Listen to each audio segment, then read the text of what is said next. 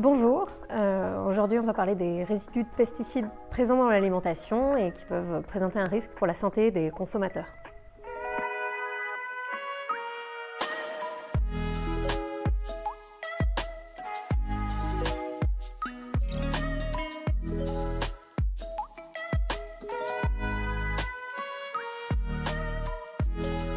On trouve principalement les résidus de pesticides dans les aliments d'origine végétale, donc fruits, légumes, céréales, surtout si elles sont complètes, et surtout issus de l'agriculture conventionnelle, donc non biologique. On en trouve un peu moins, c'est à noter, dans les fruits à coque, les graines, moins souvent. On en trouve aussi dans les produits animaux, parce qu'en fait les animaux d'élevage, comme nous, ils sont exposés aux pesticides à travers ce qu'ils mangent, ce qu'ils respirent, ce qu'ils boivent. On en trouve sensiblement moins, en quantité en tout cas, dans ces produits-là. En Europe, il y a une réglementation qui date de 2009 qui encadre l'usage des pesticides. Cette réglementation, elle dit beaucoup de choses, mais ce qui nous intéresse aujourd'hui, c'est surtout qu'elle interdit certains types de pesticides qui présentent certains types de dangers. Perturbateurs endocriniens, mutagènes, cancérigènes, toxiques pour la reproduction. Qu'ils soient probablement dangereux ou certainement dangereux, ils sont interdits. Et ce qu'on a fait à Que Choisir, c'est qu'on a regardé les résidus de pesticides qu'on trouvait dans l'alimentation en France en 2019, ce sont les dernières données disponibles. On a regardé les données sur 14 000 aliments et ce qu'on voit, c'est que plus d'un aliment d'origine végétale sur deux présente au moins un résidu de pesticide qui est possiblement dangereux, c'est-à-dire possiblement cancérigène, etc. Et les pesticides qu'on trouve sur ces aliments, ce sont certes en partie des pesticides qui sont interdits, mais qui en fait vont contaminer l'environnement de manière durable ou bien qui vont être importés de pays où ces produits sont autorisés. Mais c'est aussi tout un tas de pesticides qui sont vraiment encore autorisés à l'usage en Europe.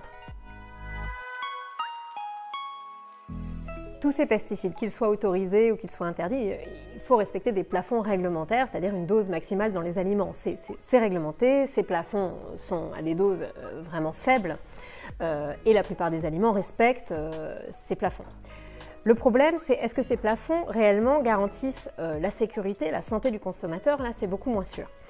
Pour plusieurs raisons. Celle que je peux citer, c'est d'abord que les pesticides mutagènes et certains perturbateurs endocriniens ou cancérigènes peuvent agir quelle que soit la dose. Pas qu'ils aient le même effet quelle que soit la dose, mais ils peuvent agir parfois en dessous des plafonds réglementaires, même à des doses infimes. L'autre problème, c'est les fameux effets cocktail, c'est-à-dire que très bien, on est assuré que cette molécule, si on est exposé qu'à celle-là, à une dose très faible, le risque sera faible. Le problème, c'est qu'on est exposé à des dizaines et des dizaines de ces molécules tous les jours.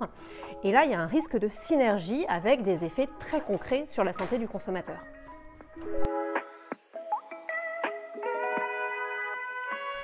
Oui, consommer des produits bio permet de limiter son exposition aux résidus de pesticides puisque l'alimentation, chez la plupart des Français, est la première source d'exposition aux résidus de pesticides. Il y a aussi d'ailleurs les produits labellisés sans pesticides qui semblent tenir leurs promesses, d'après un test qu'on avait fait récemment. Pour les produits bio, c'est logique qu'ils soient beaucoup moins souvent contaminés par des pesticides à risque, en l'occurrence 4 fois moins souvent, puisque le cahier des charges du bio prévoit exactement cela, d'exclure les produits les plus dangereux pour la santé. Sur la soixantaine de pesticides autorisés en bio, soit beaucoup moins que dans l'agriculture conventionnelle, il n'y en a qu'un qui fait partie de la liste qu'on a trouvée des pesticides possiblement dangereux. Donc ce serait mieux qu'il n'y en ait aucun, mais c'est quand même beaucoup moins que dans l'agriculture conventionnelle.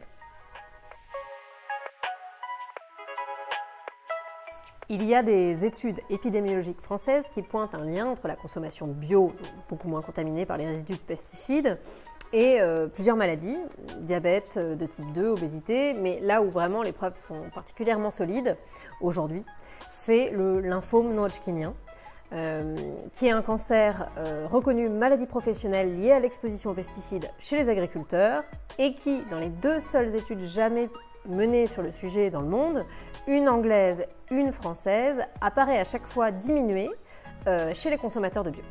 Donc on commence là vraiment à avoir un niveau de preuve qui est quand même pas négligeable.